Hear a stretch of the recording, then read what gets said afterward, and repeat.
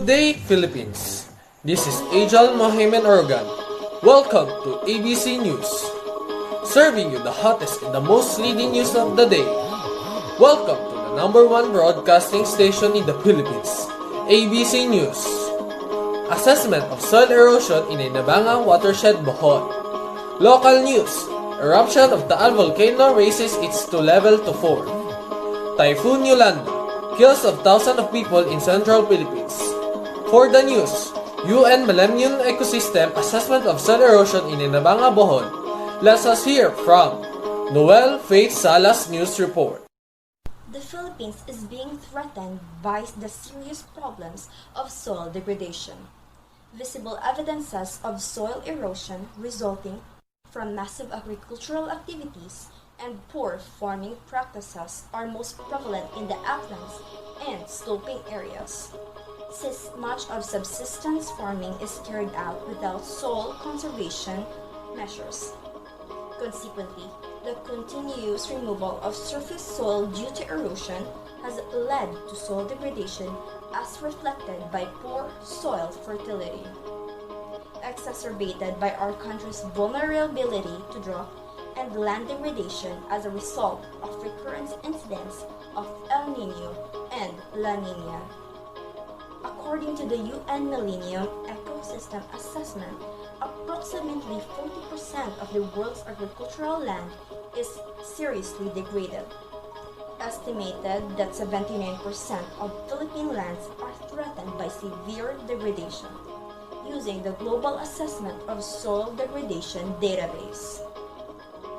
Efforts have been made to revive agricultural productivity in the Inabanga watershed in Bohol Island. Bohol is the 10th largest island in the Philippines, with more than 80% of the population dependent on agriculture.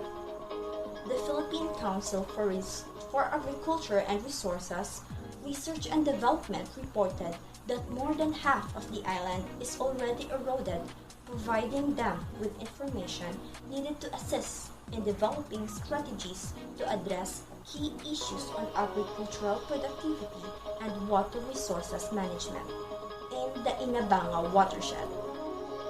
Essential in undertaking future studies in the watershed areas about the extent of the areas affected and, ultimately, for developing measures for possible remedial action to keep the problem under control and as an urgent requirement for ongoing rehabilitation effort. Back to you, Angel.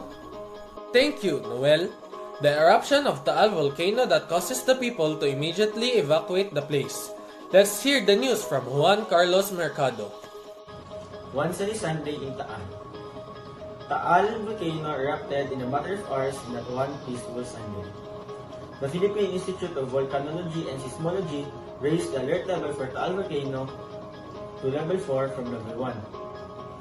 It warned that a larger explosive eruption could occur within hours or days. Dozens of earthquakes preceded Sunday's eruption, and authorities warned that a tsunami was possible in the freshwater lakes surrounding the volcano. Flashes of lightning lit up the plume, lending the scene an otherworldly appearance.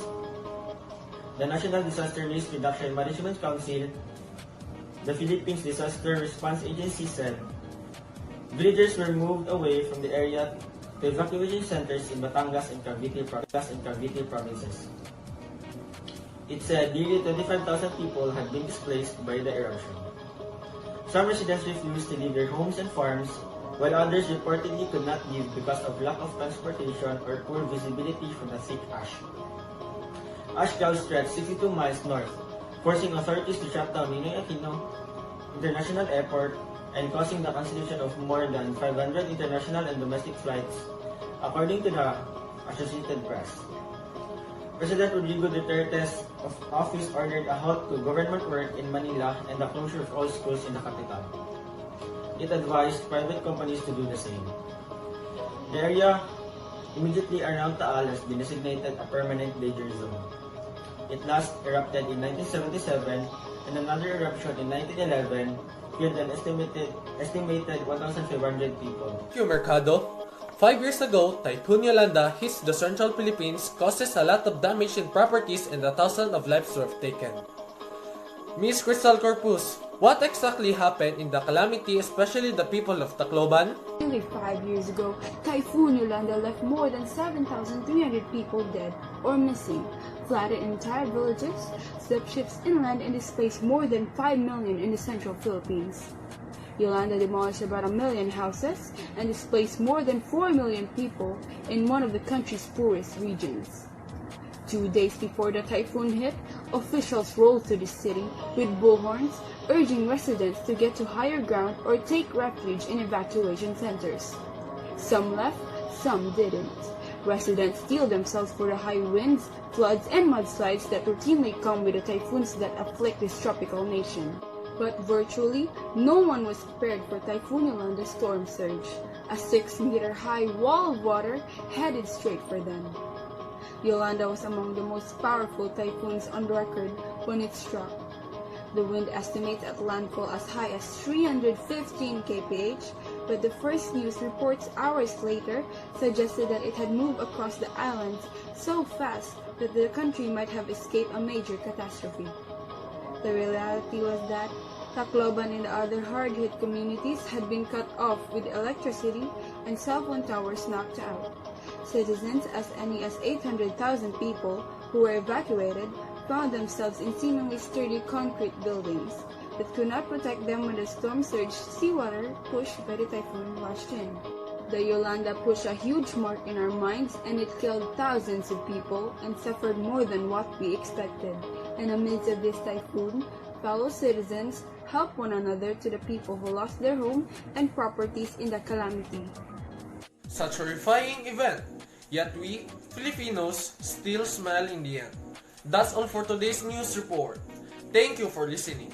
Once again, I am Ajal Mohamed Organ from ABC News, saying, health is wealth. Good day, everyone.